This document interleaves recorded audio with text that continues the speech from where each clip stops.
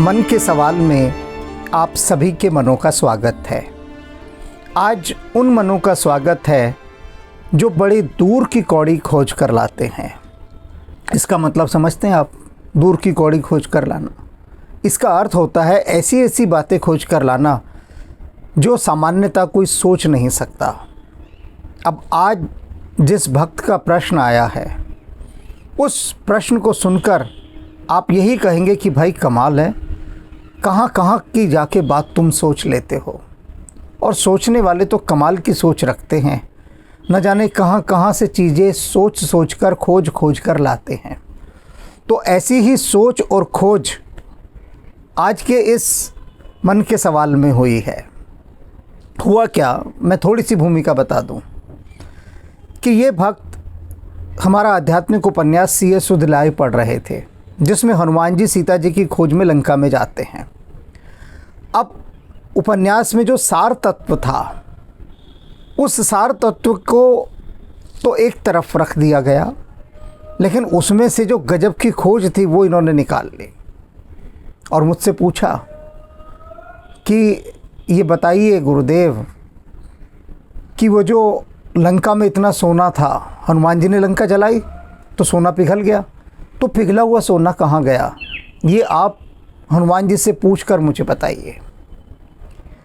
अब सोचिए आप कैसा सवाल है। और पहले ये इनका सवाल इन्हीं के एक वीडियो क्लिप के माध्यम से सुनिए। जय बजरंगबली की गुरुजी, मेरा नाम नीलेश चौधरी है और मैं राजस्थान का रहने वाला हूँ। मेरा प्रश्न ये था कि सोने की लंका को दहन करने के बाद में सोना पिघलकर कहाँ चला गया, इसका आज तक कहीं वर्णन नहीं है। तो इसका ज़रा प्रश्न का आप उचित उत्तर दीजिए, ऐसी मेरी आपसे विनती है। जय बजरंगबली। तमिलनाडु के तिरुचिरापल्ली में वैज्ञानिक चेतना के वाहक सर चंद्रशेखर वेंकट रमन का जन्म हुआ था। चंद्रशेखर वेंकट रमन महान वैज्ञानिक, ये ऐसे महान वैज्ञानिक कि जिनको 1930 में नोबेल पुरस्कार मिला था। 1930 जानते हैं, अर्थात जब हम अंग्रेज़ों के ग़ुलाम थे, उस ग़ुलामी के दौर में वेंकट रमन को नोबेल प्राइज़ मिला। और किस बात के लिए मिला, आप सुनकर हैरान हो जाएंगे। हज़ारों लाखों बार इन बातों को देखा होगा, सुना होगा, लेकिन कभी उस पर ध्यान नहीं गया होगा। उनको पुरस्कार मिला था, उन्होंने खोज की कि सागर का रंग नीला ही क्यों होता है, कुछ और क्यों नहीं होता। तब सामान्यतः देखने सुनने में लगे भाई इसमें क्या बड़ी बात है, हम तो देखते ही आए सागर का रंग नीला होता है, लेकिन कुछ और क्यों नहीं होता, सागर का रंग नीला ही क्यों होता है, इस बात को उन्होंने सिद्ध किया और इसके लिए उनको नोबेल पुरस्कार मिला। देखिए कि सामान्य सी चीज़ के अंदर भी कितनी गहरी बात छिपी होती है। तो ऐसे ही ये जो भक्त हैं राजस्थान के, इनका भी ये प्रश्न अभी आपने सुना कि लंका का वह सारा सोना कहाँ चला गया। तो भाई ये बात तो डिस्कवरी चैनल वालों को बतानी होगी या नेशनल ज्योग्राफिकल चैनल वालों को, कि वे जाएं और खोजबीन करें कि आखिरकार वह सोना गया तो गया कहाँ। देखा होगा ना आपने, ये चैनल तो देखे ही होंगे जो शोध पर आधारित हैं, रिसर्च पर आधारित हैं, डिस्कवरी चैनल, नेशनल ज्योग्राफिकल। तो उसमें वो क्या दिखाते हैं कि वैज्ञानिकों ने खोजा इतिहास में कि उस समय इस काल में यहाँ पर एक पानी का जहाज़ डूबा था और उस पर सोना लदा हुआ था। तो बस लग गए खोज में, और हाथ पैर मारते मारते कुछ ना कुछ तो मिल ही जाता है। अब ये पूछ रहे हैं हमसे कि हम हनुमान जी से पूछें कि बताइए उस सोने का क्या हुआ। बात तो सही है, जिज्ञासा उठती है, भीतर इच्छा भी होती है कि भाई जाओ खोजो वो सोना, शायद वो मिल जाए। लेकिन एक बात बताओ, इस प्रश्न से उपलब्धि क्या होगी? उत्तर तो मैं अभी बता दूंगा इसका। इन्होंने कहा है कि उसका उचित उत्तर बताइए। ये साथ में वीडियो आप दोबारा से सुन लीजिएगा कि इस प्रश्न का आप उचित उत्तर दीजिए। अब उचित अनुचित तो नहीं पता, पर जितनी समझ है उसके हिसाब से मैं तुम्हें उत्तर दूंगा। तो पहला तो मेरा ये तुमसे ही प्रश्न है कि इस प्रकार के प्रश्न से तुम्हें उपलब्धि क्या होगी। पहली तो बात ये कि चलो मान लो मैंने बता दिया कि भाई सोना पिघला और पिघला होने के बाद वो सागर में इस जगह जाकर गिर गया, या उस पिघले सोने को इस आदमी ने उठाया उस समय, तब तुम क्या करोगे? चलो तुम्हें बता दिया एक बात को मानकर चलो, क्या तुम इस समय श्रीलंका जाओगे और वहाँ उस सोने को निकालोगे? बताओ, नहीं कर सकते ना, संभव नहीं है क्योंकि तुम्हारा क्षेत्र नहीं है।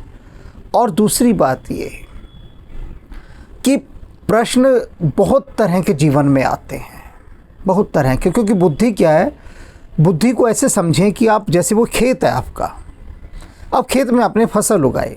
अब जैसे ये इन्होंने इस समय खेत बनाया सिया सुधलाए आध्यात्मिक उपन्यास का, और उस खेत में बहुत सारी फसल है, फसल उगनी है, ज्ञान की फसल, हनुमान जी द्वारा बताए गए अमृत वचनों की फसल, रहस्यों की फसल, सीता जी की महिमा की फसल, बहुत सारी फसल है।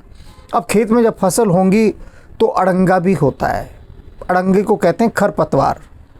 खरपतवार यानी इंग्लिश में इसको वीड्स कहते हैं कि अननेसेसरी क्रॉप, ऐसी बहुत सारी घास और जंगली पौधे जिनकी ज़रूरत नहीं होती, जो खेत की शक्ति को खा जाते हैं, उनको वीड्स कहते हैं, खरपतवार। तो अब होता क्या है कि भक्त खरपतवार को महत्व देते हैं और फसल को छोड़ देते हैं। बहुत सारे प्रश्न ऐसे आएंगे जो देखने सुनने में लगेंगे वो भी बड़े अच्छे प्रश्न हैं, लेकिन उससे हमारी चेतना का कोई विकास नहीं होता। वास्तविक मूल्य तो उन प्रश्नों का है जो प्रश्न भीतर जाकर हमारी चेतना का विकास करते हैं, हमारा विकास करते हैं। अब लंका का वह सोना हनुमान जी द्वारा आग लगाने के बाद पिघला, कहाँ गया? सामान्यतः तो बात यही होती है कि सोना कभी व्यर्थ नहीं जाता, सब वापस रीयूज़ हो गया होगा, रिसाइकिल, सब कुछ। कोई छोड़ने वाला था सोने को? ऐसे कोई भी नहीं छोड़ने वाला था। लेकिन हुआ क्या, इस प्रश्न के स्थान पर यदि तुम्हारे मन में दूसरा प्रश्न उठता वहाँ पर, और दूसरा प्रश्न क्या कि हनुमान जी इन विकट परिस्थितियों में भी, ऐसी भयानक परिस्थितियों में भी किस प्रकार से अपने लक्ष्य की ओर बढ़ रहे हैं, और वो जो चिंतन कर रहे हैं उनके भीतर जो चल रहा है, उस चिंतन पर अगर तुम्हारा फोकस होता तो जानते हो क्या होता कि हनुमान जी की वह ऊर्जा जो उस समय उनके भीतर चिंतन कर रही है कि मुझे एक राम काज सौंपा गया, कि मुझे सीता जी को खोजना है, और उस खोज को कर पाने में मैं अपने आप को पूरी तरह से असफल पा रहा हूँ, कंप्लीट फेलियर। खोज ही नहीं पा रहे थे किसी भी तरह से, किसी भी कोण से। अब जब खोज नहीं पा रहे थे तो उस समय जब वो घोर निराशा में घिर गए, तब उनके भीतर से वो कौन सी शक्ति थी जिन्होंने हनुमान जी को फिर से ऊर्जावान कर दिया? कौन सी शक्ति थी? क्या था? क्या चिंतन था? तो मूल तत्व तो ये था यहाँ पर। और हनुमान जी लंका जलाई ही क्यों, ये मूल प्रश्न था कि वे जो इतने शांत रहने वाले, सौम्य सुकोमल हनुमान जी, लेकिन वो क्रोध में भरकर पूरी लंका को खाक कर रहे हैं, बिना इस बात की परवाह किए कि अनेक बेगुनाह बेकसूर मारे जा रहे हैं। बाद में पछताते हैं वो बहुत, सोचते हैं कि लंका में सभी तो राक्षस नहीं हैं, लेकिन मेरे इस प्रकार से लंका को जला देने से न जाने कितने मासूम भी मारे गए। वो इस पर भी विचार करते हैं। तब उनके भीतर से क्या उत्तर आता है, क्या स्थितियां होती हैं? ये मूल्यवान प्रश्न है जो हमारी चेतना को विकसित करते हैं, हमारी चेतना को निखारते हैं। किंतु इस प्रकार के जब प्रश्न उठा करें तो उन प्रश्नों को थोड़ा सा दरकिनार कर देना चाहिए कि ऐसा प्रश्न आएगा साथ में। जब तुम्हारी बुद्धि ने ये प्रश्न किया कि वह सोना कहाँ गया जब हनुमान जी ने लंका जलाई, तो तुम्हें अपनी बुद्धि से कहना चाहिए था कि ऐसा है कि मैं तो अभी स्वाध्याय कर रहा हूँ, अध्ययन में लीन हूँ मैं, तू एक काम कर, जा तू ढूंढ कर ला कहीं से और मेरा पिंड छोड़, मुझे मन लगाकर पढ़ने दे। बुद्धि लगाकर नहीं, मन लगाकर पढ़ो। जब भी बच्चा नहीं पढ़ता तो माता पिता इत्यादि सभी क्या कहते हैं कि भाई मन लगाकर पढ़ ले, चाहे थोड़ी देर पढ़ ले पर मन लगाकर पढ़ ले। तो इसी प्रकार से जब भी इन आध्यात्मिक उपन्यासों का अध्ययन करो, जैसे तुम अभी C.S. उदलाई का अध्ययन कर रहे हो, तो अपनी बुद्धि से कहो, बुद्धि को चप्पल के समान समझो कि जब मंदिर के अंदर जाते हो तो चप्पलें बाहर उतार देते हो, तो जब अध्ययन करने बैठो तो बुद्धि को बाहर उतार दो और हृदय को रखो वहाँ पर, क्योंकि ये दिल से पढ़े जाने वाले आध्यात्मिक उपन्यास हैं, बुद्धि से नहीं। बुद्धि को कहो कि अगर तुझे साथ में बैठना है सुनने के लिए तो तू बैठ, क्योंकि सुनेगी तो तेरा भी भला होगा। लेकिन मुझे बीच बीच में तो अनावश्यक प्रश्न उठाकर तंग मत कर, और अगर आते भी हैं अनावश्यक प्रश्न, इनको संभाल कर रख, अपने आप तेरे को हनुमान जी खुद ही उत्तर दे देंगे। उत्तर कैसे दे देंगे? जब हमारा विकास होता है ना, तो विकास होने के बाद ये जो अनावश्यक प्रश्न हैं ये अपने आप गिरते जाते हैं, अपने आप। क्योंकि विकास क्या करता है? भीतर का आत्मोत्थान एक किसान की भूमिका निभाता है, जो किसान खेत में घुस घुस कर एक एक खरपतवार को निकाल कर बाहर फेंक देता है। तो हनुमान जी जो हैं उस किसान की भूमिका निभाते हैं, जो भीतर के सारे प्रश्न, कहते हैं ना, जय हनुमान ज्ञान गुण सागर, वो ज्ञान और गुणों के सागर हैं। और ज्ञान और गुणों के सागर श्री हनुमान जी महाराज अगर हृदय में आ गए तो भला वहाँ पर अज्ञान रहेगा? कोई अनावश्यक प्रश्न रहेगा? ना अनावश्यक रहेगा ना आवश्यक रहेगा, प्रश्न ही नहीं रहेगा। वो बाद की स्थिति है, क्योंकि फिर हनुमान जी को ही निहारते रहोगे, प्रश्नों पर दृष्टि कहाँ जाएगी? तेरे चेहरे से नज़र नहीं हटती, नज़ारे हम क्या देखें। तो जब हनुमान जी का भाव भीतर गहरा जाएगा तो ये संसार के बाहरी नज़ारे देखने का मन ही नहीं करेगा, वो नज़ारे जिनसे हासिल कुछ नहीं होना। तो बुद्धि से कहो कि प्रश्नों का चुनाव करे, लेकिन उन प्रश्नों का चुनाव करके प्राथमिकता से तुम्हारे सामने रखे जो प्रश्न वास्तव में चेतना का विकास करते हैं। यही तो जीवन में होता है। जीवन में भी क्या हो रहा है कि हम व्यर्थ के प्रश्नों पर लड़ाइयाँ कर रहे हैं। जीवन के जो अधिकांश क्लेश हैं वो छोटी छोटी सी और बेकार की बातों पर क्लेश होते हैं।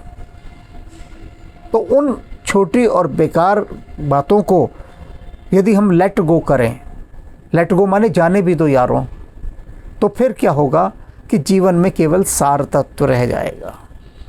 और तुम्हारा प्रश्न इसलिए मूल्यवान है क्योंकि आज इस बात पर तुम्हारे प्रश्न के माध्यम से चर्चा हो गई कि हमें सार सार को गही लहे थोथा देत उड़ाए, कि जो थोथा है उसको उड़ा देना है और सार सार को गही लहे। जैसे कि सूप का स्वभाव होता है कि जब गेहूं को फटकारा जाता है उसमें डालकर, तो जो थोथा होता है, जो अड़ंगा होता है, जो बेकार का कबाड़ है, वो सब हवा में उड़ जाता है, केवल गेहूं रह जाता है। तो सार तत्व रह जाए और अनावश्यक उड़ जाए। अनावश्यक आएगा, आवश्यक के साथ तो अनावश्यक भी आएगा, लेकिन उस अनावश्यक को हटा देना है। देखते हैं ना, जब गुड़ बनता है तो गन्ने के रस में बहुत सारी मैली आती है। मैली कहते हैं मैल, गंदगी। तो जब रस बनेगा, गुड़ बनेगा, तो वो तो आएगा ही, बाई प्रोडक्ट है, उसको निकाल दिया जाता है। पेट्रोल बनता है तो पेट्रोल की भी मैली निकलती है, गंध निकलता है। तो पेट्रोल की गंदगी को हम क्या कहते हैं? ये जो कोल तार होता है वो है, मिट्टी का तेल है, ये सब पेट्रोल की गंदगियां हैं। तो ये देखो, ये गंदगियां भी कितनी महत्वपूर्ण है, जीवन में काम तो आती है ना। लेकिन मूल तत्व क्या है, उसको हमें ज़्यादा गहराई से देखना है। जो उसके साथ में अनावश्यक आ रहे हैं उनसे बचते हुए चलना है।